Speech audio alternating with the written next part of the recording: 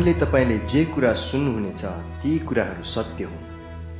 ती कुराहरूले तपाईको जीवनमा ठूलो परिवर्तन ल्याउनेछ यदि तपाईले चाहनुभयो भने, किनकि ती कुराहरू परमेश्वरको हृदयबाट निस्केका वचनहरू हुन्। जो परमेश्वर हुनुहुन्छ अनि उहाँले तपाईलाई अति धेरै प्रेम गर्नुहुन्छ।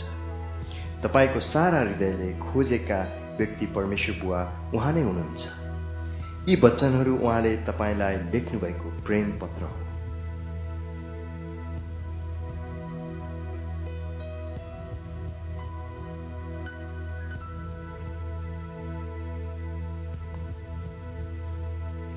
हे मेरा प्रिय छोराछोरी, सायद तिमीले मलाई चिन्दैनौ होला, तर म तिमीलाई एकदमै राम्रोसँग चिन्दछु।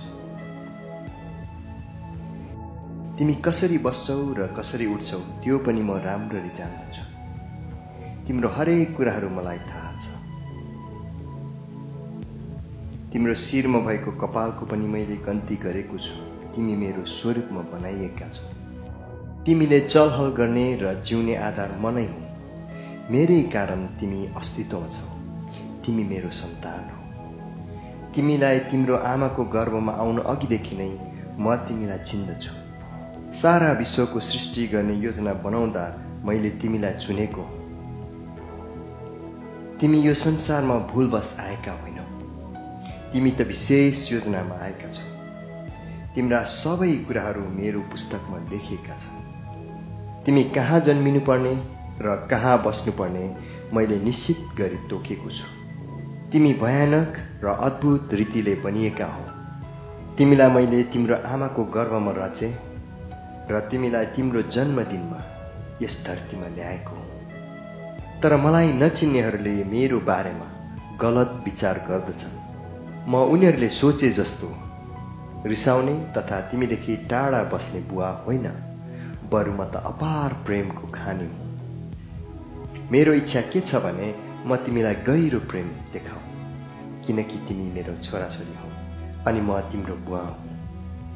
म तिमीलाई अनगिन्ती कुराहरू दिन चाहन्छु, जुन तिमीलाई तिम्रो जन्म दिने बुवाले कहिल्यै पनि पुर्याउन सक्दैन। म तिम्रो सिद्ध बुवा हुँ। तिमीले पाउने हरेक असल थोकहरू मबाट नै आउँछ। म जुटाउनेवाला हुँ र तिम्रो सबै खाँचोहरू म पूरा गर्नेछु। तिमीसँग आशा नै आशाले भरिएको भविष्य छ, जुन मैले तिम्रो लागि योजना गरेको हुँ। म तिमीलाई अपार प्रेम गर्दछु। तिमी प्रतिका मेरा विचारहरू समुद्री तटका अनगिन्ती बालुवाका कानहरू जस्ता छन्। म गीत गाउँदै तिमीमा रमाउँछु। म तिम्रो भलाइ गर्न कहिल्यै पनि छोड्ने छैन। तिमी मेरो अति बहुमूल्य सम्पत्ति हौ। म तिमीलाई मेरो सारा समझ र सारा हृदय लगाएर स्थापना गर्न चाहन्छु। तिमीले आफ्नो सारा हृदयले मलाई खोज्यौ भने तिमीले मलाई भेट्टाउनेछौ। म तिमीलाई एकदमै राम्रोसँग चिन्दछु। तिमी ममा आनन्दित बन। तिम्रो सबै चाहनाहरू म पूरा गर्नेछु। तिमीमा भएका ती चाहनाहरू तिमीलाई मैले नै दिएको हुँ। म तिमीलाई तिमीले चिताएको भन्दा धेरै दिन सक्छु। तिमीलाई सबैभन्दा धेरै हौसला दिने व्यक्ति मै हुँ। म तिम्रो पिता हुँ। तिम्रा सारा आपद विपदमा म तिमीलाई सान्त्वना दिनेछु। तिम्रो हृदयमा चोट पर्दा म तिमीसँगै तिम्रो नजिक हुँदछु।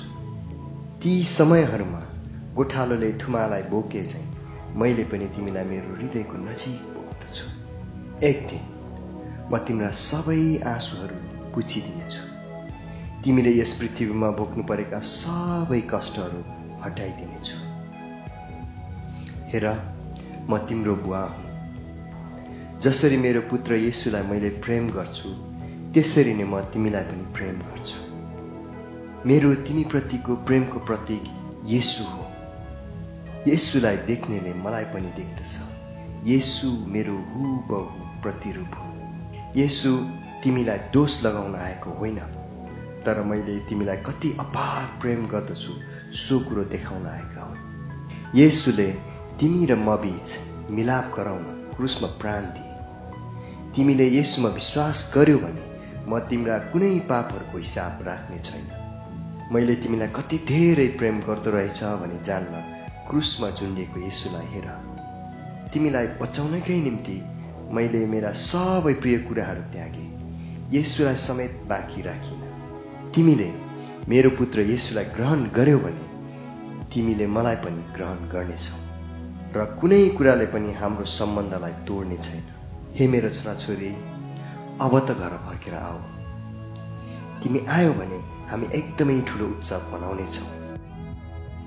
म सधैँ तिम्रो बुवा थिएँ र सधैँ नै तिम्रो बुवा भइरहनेछु। हे मेरो सन्तान, के तिमी घर फर्केर आउँछौ? म तिमीलाई पर्खिरहेको छु। ओही तिम्रो प्रेमी बुवा, सर्वशक्तिमान परमेश्वर।